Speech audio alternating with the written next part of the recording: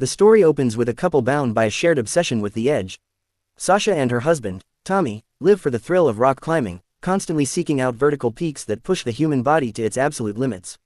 Their ultimate goal is a notoriously brutal, sheer mountain face in Norway, a vertical labyrinth of stone that has defeated Sasha time and again. Tommy has conquered it once before, but for Sasha, it has become a haunting fixation. This trip is supposed to be the one where she finally breaks her curse, and her determination has hardened into a dangerous, unyielding stubbornness.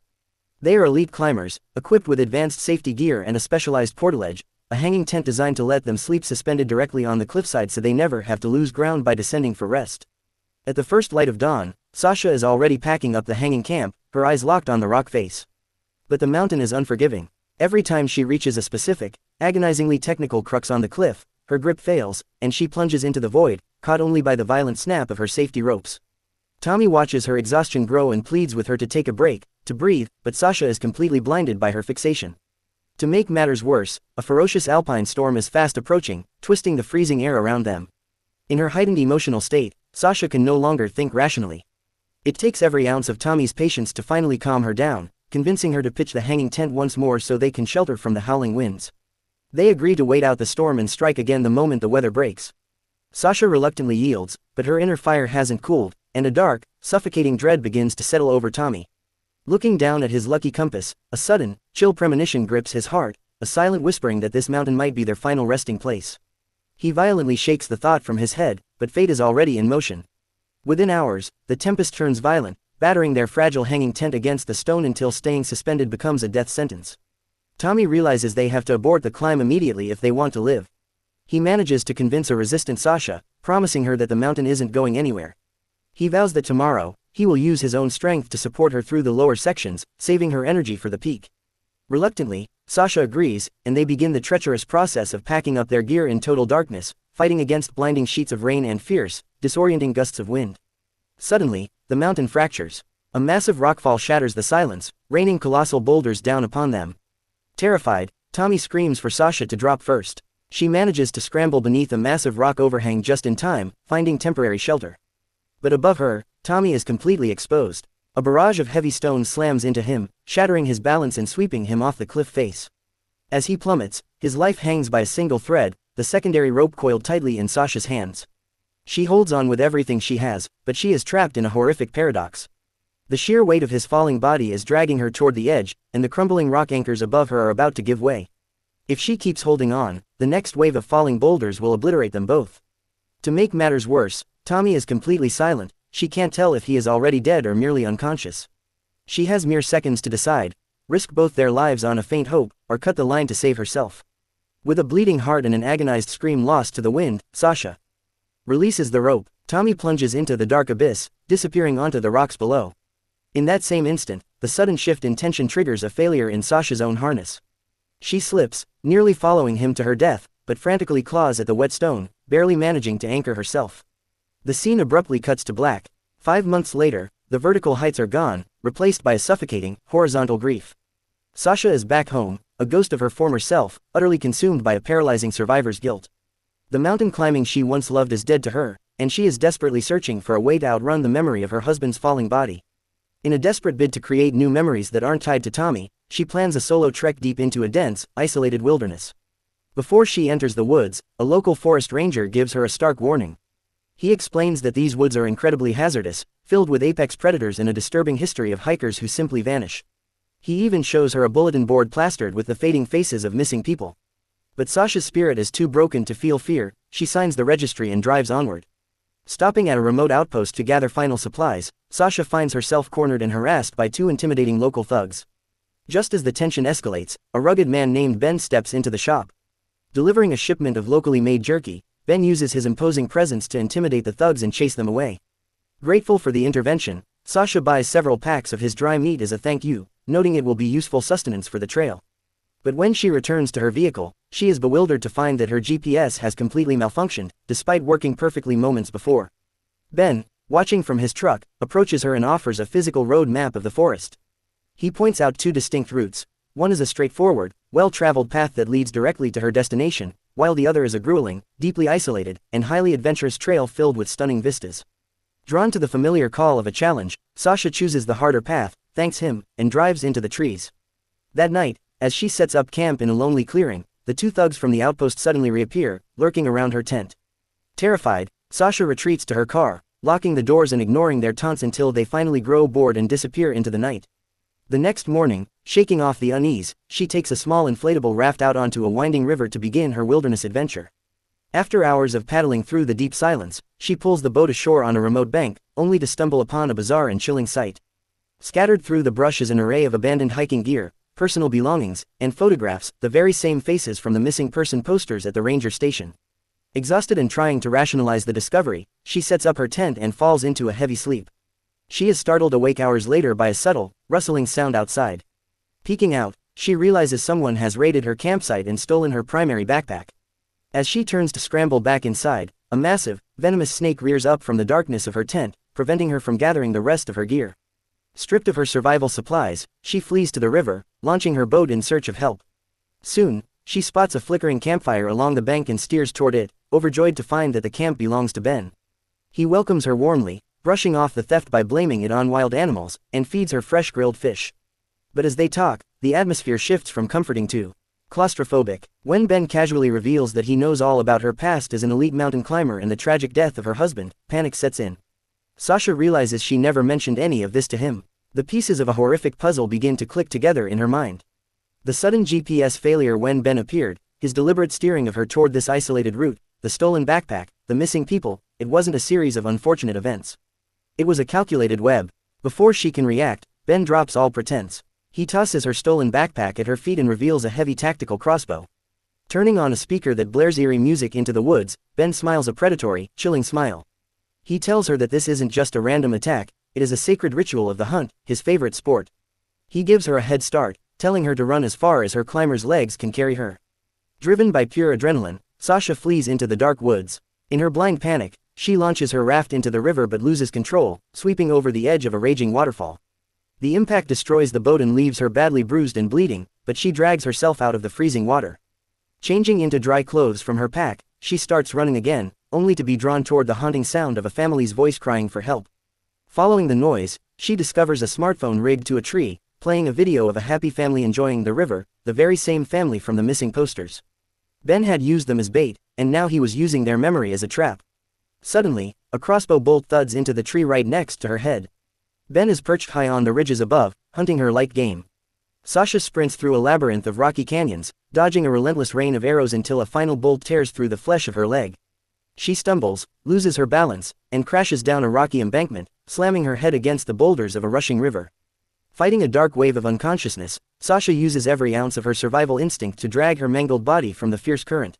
She finds herself on a lonely bank, Ben's dropped phone still clutched in her hand. She tries to dial for rescue, but the screen flickers and dies, the water has destroyed it. Forcing herself to stay calm, she tends to her wound, eats a small ration of Ben's jerky, and pushes forward, knowing the predator is closing in. Realizing that running along the canyon floor makes her an easy target from above, she uses her rock climbing skills to scale a sheer rock chimney, bringing herself up to Ben's elevation where the dense foliage can hide her. Using her binoculars, she spots his camp in the distance and sees Ben navigating the terrain with terrifying ease, utilizing hidden shortcuts he has carved into the forest over years of hunting humans. When Ben suddenly spots her through the tree line, Sasha drops her binoculars and hides inside a deep crevice beneath a massive boulder. Ben stalks right past her hiding spot, missing her by inches. Seeing an opportunity born of desperation, Sasha doubles back to Ben's own base camp, betting that he won't expect his prey to hide in his lair. There, she discovers a scene of terrifying calm. Ben is casually bathing in the river, completely relaxed, utterly confident that she cannot escape his forest. Quietly, Sasha slips into the water, aiming to steal his motorized boat and escape. But as she reaches for the hull, she triggers a hidden tripwire. A heavy weighted net explodes from the trees, trapping her beneath the surface. As she thrashes for air, Ben hears the commotion, confidently walks over, and begins hauling the net in. Thinking quickly, Sasha pulls a small canister of pepper spray from her pocket and blasts him directly in the face. Blinded and screaming in pain, Ben stumbles back to wash his eyes. Sasha struggles to free herself, but Ben recovers with terrifying speed, leveling his crossbow at her chest. He orders her to drop the spray, and outmatched, she complies. Instead of killing her, Ben unties the net and drags her to a massive tree, binding her tightly to the trunk. As the rain pours down, Sasha asks if this is all just a sick game to him. Ben laughs, explaining that it is a holy ritual inherited from his ancestral cannibalistic tribe. He explains that after enduring immense physical trials, his people sharpen their teeth into points to consume the flesh of their prey. More importantly, he believes that by consuming the liver of a strong, resilient soul, he can absorb their spirit and keep them with him forever. He points to a grotesque, preserved corpse hanging in the shadows of his cabin, the remains of his own mother, whose liver he consumed first. He tells Sasha that she has given him the most exhilarating hunt of his life, and because her soul is so beautifully strong, he cannot wait to taste her liver. The next morning, Ben throws a feverish, shivering Sasha into his boat to transport her to his sacred ground. During the journey, he taunts her about Tommy's death, accusing her of murdering her husband on that mountain cliff. Sasha remains silent, her eyes locking onto a sharp piece of metal scrap on the floor of the boat. She reaches for it, but Ben catches her. Furious, he binds her hands and throws her overboard, towing her body through the freezing, rocky rapids behind the speeding boat. By the time they reach a hidden cavern, Sasha is battered, bleeding, and barely conscious. Ben drags her inside, and the true horror of his operation is revealed. The cavern is a literal slaughterhouse. The missing hikers are hanging from the ceiling like cattle, stripped naked, covered in curing salt, and dried. In a sickening flash of realization, Sasha remembers the jerky she had been eating. It wasn't animal meat. As Ben approaches her with a razor-sharp carving knife to extract her liver, Sasha summons a final surge of primal adrenaline. She leans forward and bites down on his ear with savage force, tearing at the flesh. In the explosive chaos, she wrenches her bound hands free and bolts toward the deep water inside the cave, throwing herself into the subterranean current. Ben dives in right behind her. Realizing her trailing rope is caught on his gear, she uses a sharp stone to saw through the cord, freeing herself just as the current sweeps them both over a subterranean waterfall. Ben hits a jagged rock head first and floats to the surface, unconscious. Sasha drags herself onto a gravel bar, spotting his unmoving body nearby. She lifts a heavy stone, intending to crush his skull and end the nightmare, but Ben's eyes snap open. He lunges, pinning her to the ground and crushing her throat with his bare hands. Sasha suffocates, staring into the eyes of her killer, when suddenly, a bizarre wave of twisted admiration crosses Ben's face. He releases his grip, sparing her life, and even revives her, perhaps wanting to preserve the thrill of the hunt. But the moment Sasha catches her breath, she exploits his momentary weakness, kicking him off the ledge and shattering his leg with a massive boulder. Ben screams in agony, completely immobilized. Exhausted, broken, and deeply wounded, Sasha tries to walk away, but her body finally collapses a few yards away.